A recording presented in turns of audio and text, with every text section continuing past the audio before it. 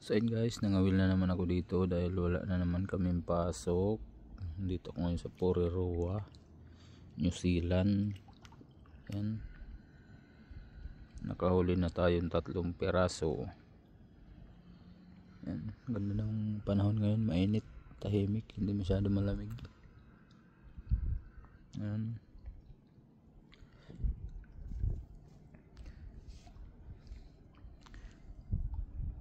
Ayan yung mga bahay sa bundok.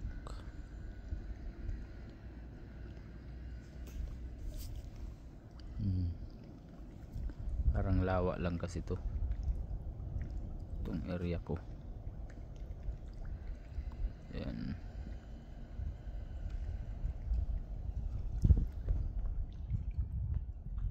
Ayan yung huli ko na 3. Ayan.